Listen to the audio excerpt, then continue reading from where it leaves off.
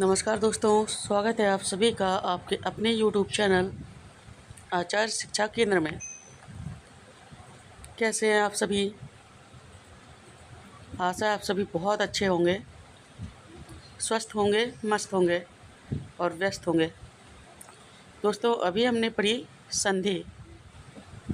तो मैंने आपको बताया था कि हमारा नेक्स्ट टॉपिक है समास। आइए देखते हैं समास। दोस्तों, जिस प्रकार हमने पढ़ा कि निकटतम वर्णों के मेल से संधि बनती है, इसी प्रकार से शब्दों के मेल से समास बनता है। ध्यान दीजिएगा, वर्णों के मेल से संधि बनती है और शब्दों के मेल से समास बनता है। इसे हम संक्षिप्त पद के नाम से भी जानते हैं, अर्थात एक पद विशेष को केवल एक ही शब्द में कह डालना समास कहलाता है। समास का परिचय: भाषा को संक्षिप्त, सरल, प्रभावशाली बनाने के लिए दो या दो से अधिक शब्दों को मिलाकर एक नया शब्द बनाया जाता है। इस प्रक्रिया को समास कहते हैं। हम ये भी कह सकते हैं कि दो या दो से अधिक शब्दों से मिलकर बना हुआ एक नवीन शब्द समास कहलाता है। समास की परिभाषा: दो या दो से अधिक शब्दों से बने हुए संक्षिप्त रूप को समास कहते हैं। उदाहरण: राजा का पुत्र, राजपुत्र; रसोई के लिए घर, रसोई घर; प्रतिदिन, प्रतिदिन।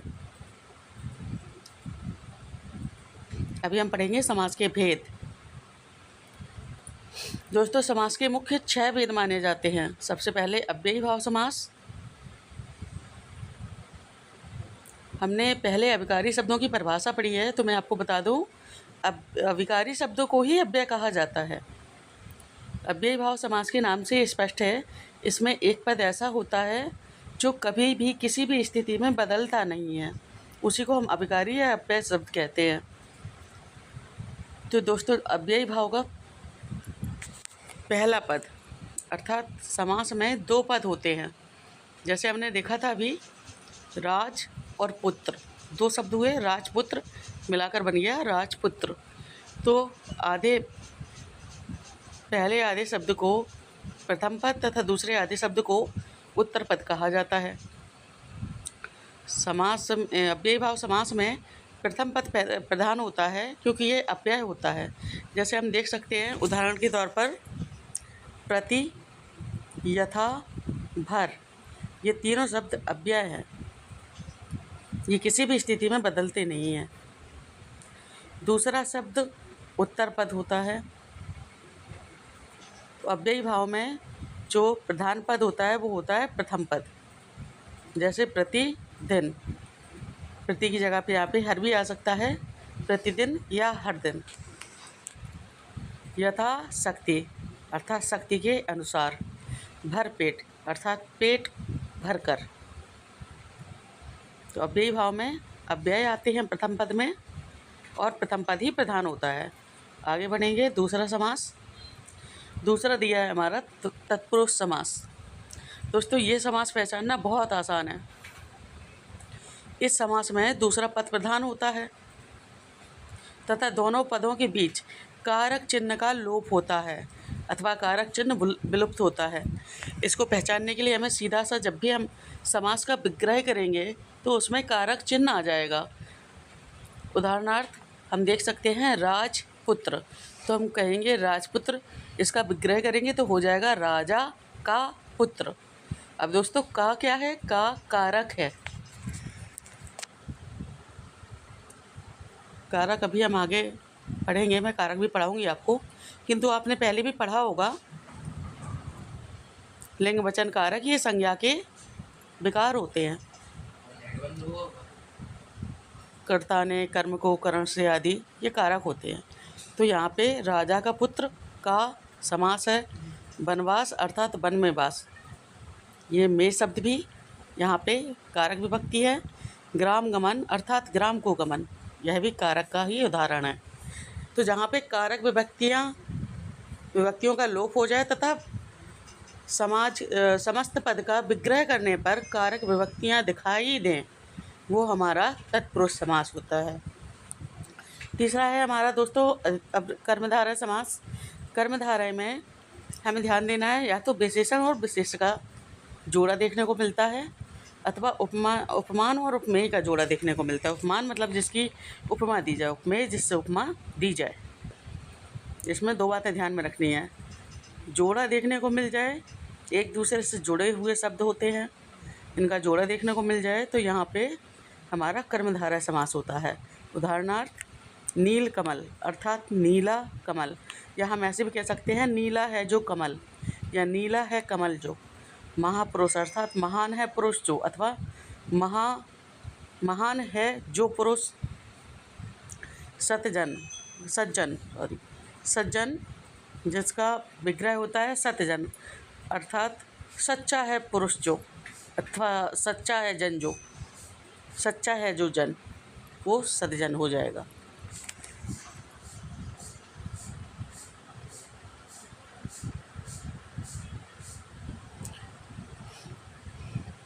अभी हमारा है द्विगु समास। ये शायद सबसे आसान आप इसको समास कह सकते हैं।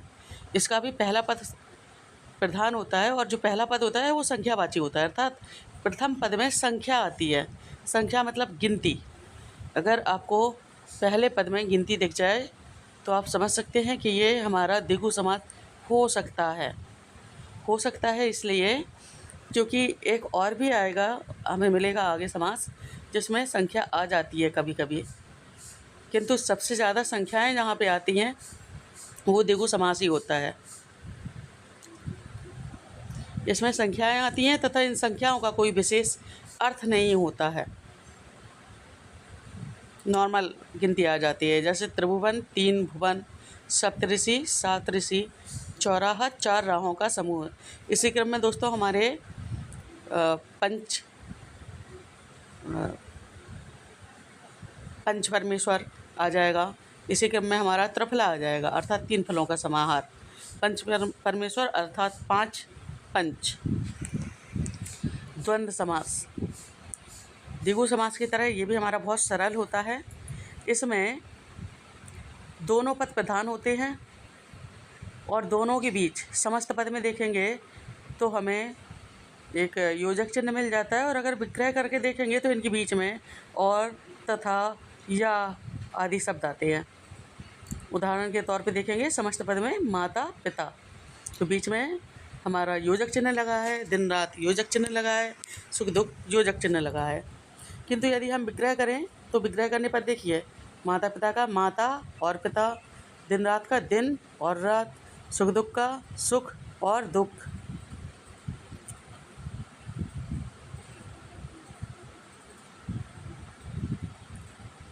बहुब्रीहि समास दोस्तों इसी की मैं बात कर रही थी कि गिनती वाला हो सकता है, क्योंकि इसमें भी किसी किसी शब्द में गिनती आ जाती है। किंतु इसमें जब भी गिनती आती है तो जहाँ पे गिनती आती है उस शब्द का कोई विशेष अर्थ निकलता ही है, ये ध्यान में रखना है। इसमें जो भी गिनती आएगी उसका विशेष अर्थ निकलेगा, जो कि हमारा द्विगु समास में नहीं था। वहाँ पे नॉर्मल गिनती थी, यहाँ पे विशेष अर्थ वाली गिनती है, जिसमें कोई भी पद प्रधान ना हो। इसमें कोई भी पद प्रधान नहीं होता, न प्रथम पद न द्वितीय पद। इसमें प्रधान होता है वो पद जो निकलेगा, जो विग्रह करने के बाद जो अर्थ निकलेगा उसको प्रधान माना जाता है। उदाहरण के रूप में दशानन, 10 गिनती है ये, आनन अर्थात मुख। दशानन का अर्थ होता है 10 मुख वाला। अब अर्थ देखिए 10 मुख वाला कौन था हमारा, तो 10 मुख वाला था लंकाधिपति रावण। तो यहाँ पे ना तो 10 प्रधान हुआ ना ही आनंद प्रधान हुआ, यहाँ पर प्रधान हुआ रावण। अर्थ निकला रावण, अन्य पद बना, वही हमारा प्रधान है। नीलकंठ अर्थात नीले कंठ वाला, ये नीला नहीं नीले होना चाहिए, नीले कंठ वाला। अब नीले कंठ वाले कौन है हमारे, भगवान शिव। तो यहाँ पे ना नील प्रधान है ना कंठ प्रधान है, दोनों में से एक भी पद प्रधान नहीं है, प्रधान है हमारा भगवान शिव। इसी प्रकार से पीताम्बर, पीला अंबर धारण करने वाले। अब ये पीला अंबर धारण करने वाले हमारे कृष्ण भी हो सकते हैं, विष्णु भी हो सकते हैं, और राम जी भी हमारी पीताम्बर धारण करते थे। याद रखने की सरल ट्रिक आपको दी गई है। अतक, द्वि, द्वंद्व, ये सारे समासों के नाम हैं। अ से अव्ययी भाव, ता से तत्पुरुष, क से कर्मधारय, दि से दिगु, द्वंद्व से द्वंद्व और वा से बहुव्रीहि। ये रही आपकी शॉर्ट ट्रिक्स समास पहचानने की। अगर आपको डिटेल क्लास चाहिए तो आप कमेंट में बताइए, तो मैं आपको फिर एक एक करके सारे समासों का अलग से डिटेल में क्लास दूंगी।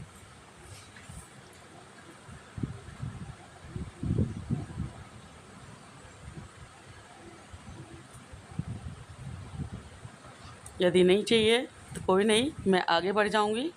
शब्द निर्माण के समाप्त करके अब हम पहुंचेंगे शब्द भंडार पर।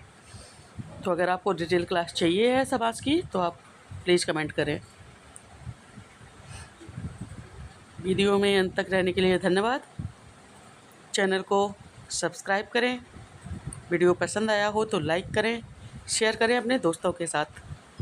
मिलते हैं नेक्स्ट वीडियो में, तब तक के लिए नमस्कार।